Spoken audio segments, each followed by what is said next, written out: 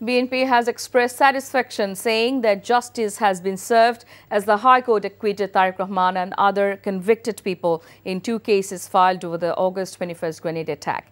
At a press briefing, the BNP leader said party leaders accused in the 2 cases had been deprived of justice under the Awami League government. 21 আগস্টে grenade হামলা হয়েছিল এবং সেই হামলাটা ছিল পরিকল্পিতভাবে কোনো বিদেশি শক্তির দ্বারা। সেই গ্রেনেড হামলা কখনোই বিএনপি ইনভলভ ছিল না।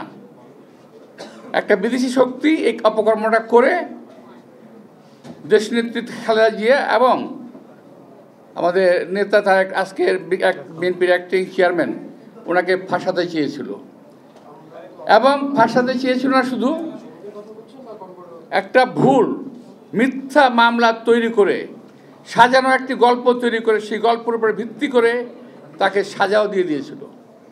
কাহার আকান্তকে নিয়ে যেদিন তাকে তদন্তকারী অফিসার বানালো সেদিনই বোঝা গেছে যে সরকারের অশুভ একটি মনোভাব রয়েছে। তারা জনাব তারেক রহমানকে এবং বিএনপির অন্যান্য নেতৃবৃন্দকে মানে জোর করে রাষ্ট্রশক্তি দিয়ে তারা সেটিকে করবে, কি বলে যে তাদের উপর তারা সাজা দিবে, শাস্তি দিবে, এটাই ছিল তাদের উদ্দেশ্য। আমি বলবো যে ন্যায় বিচার হয়েছে।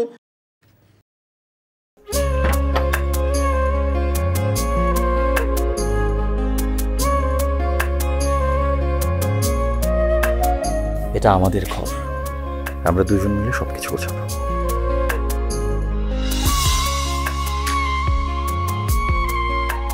বাহ, এই ঘরটা এতদিন মরে আসছিল, নতুন বউয়ের হাত পরে একটা চক চক চক চক করতেছে।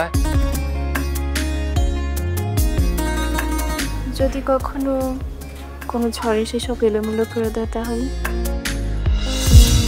আরে তুমি আসছো, তোমার বউয়ের হাতে রান্না খুবই চমৎকার।